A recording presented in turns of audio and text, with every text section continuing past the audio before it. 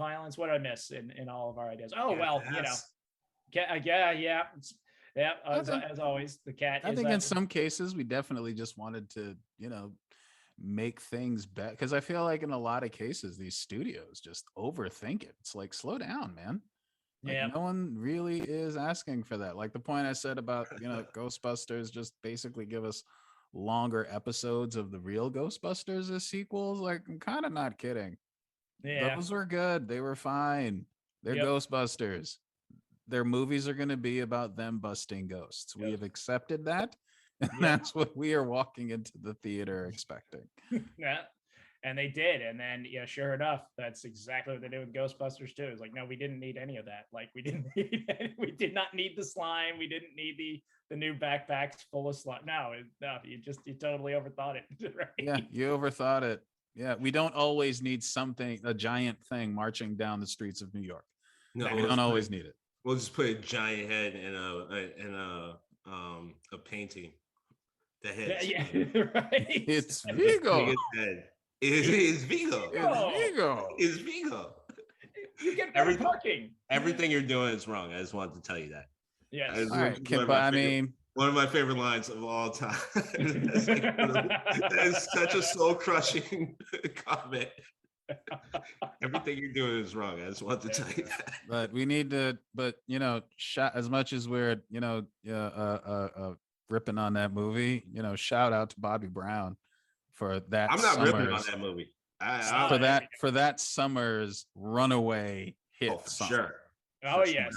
And his cameo. Let's not forget his cameo when he asks if he can get a proton pack for his cousin. He does say that. That is the best scene. And his cousin, I want to be clear. I am not ripping on that movie. That movie is near and dear spot in my heart. It's all good. Well, with that, movie, but 3 of clubs, what you got to do to lead us on out into the rest of the week and weekend? All right, so we don't have to do sad music, although what I'm about to say, shout out to Val Kilmer. Hope you have a healthy end to your life, my man.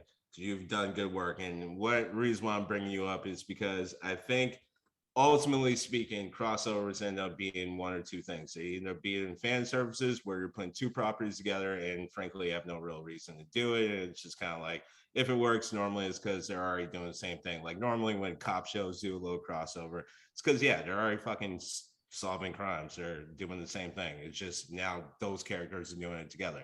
Or you take premises that people already understand and then you play around with it. And the reason why I'm bringing it up is because one of the best crossovers I ever saw, it was one of the first movies I ever saw, was Top Secret.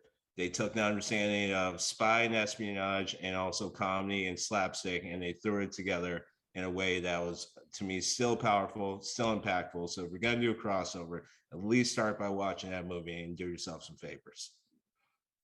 A forgotten classic, without a doubt. Top Secret. A lot of great film references in that.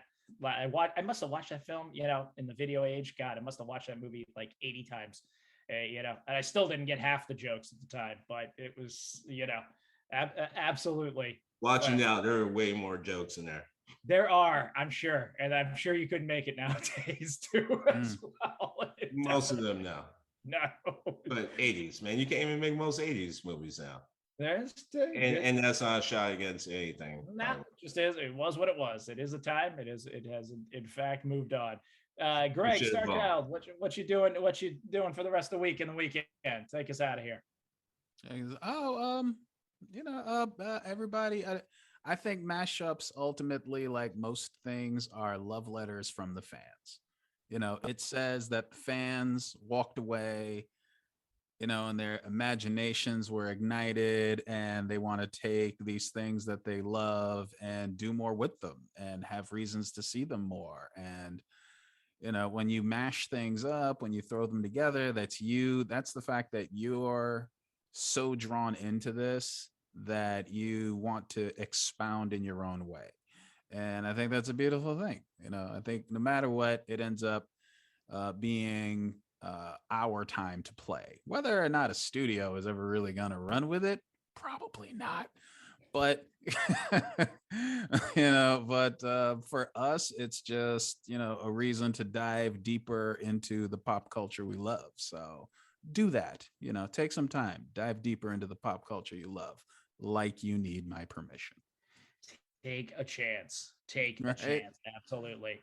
We'll take that with you. Well, I'm gonna dive on in and just ask you to head on over to iTunes or Apple Podcasts. Please rate and review. We've gotten some nice reviews on there, starting to grow. So we want to grow that a little bit more so we can end up pushing these nefarious agendas like crossovers and what we do if we could run the entertainment world for a day to more and more people. We are on the socials. We're on Do You Even Steam Bro on Instagram. We are the Steam Gentlemen on Facebook. We got a YouTube page of the Steam Gentlemen. So check us out, give us those rates, those reviews, those likes, all those things. And the coin of the realm of the time this time and this place that we are living in. I just want to say I enjoyed the hell out of the visit to South Bedrock today. I will be back. Word. I will be visiting more of the restaurants and enjoying more of the local cuisine. South Beach. South Beach. South Keep Beach. it real. Yabba dubs. Yabba dubs. Keep it real. South side. What up? Yabba dabba do, motherfuckers. Love it. What a yabba yo. Oh, I am loving our new world and our new headquarters for the steam tunnels. Absolutely think it is fantastic. But in the meantime, from South Bedrock, this is the Birdman Josh signing off and telling you to keep that heat up and keep that head of steam on.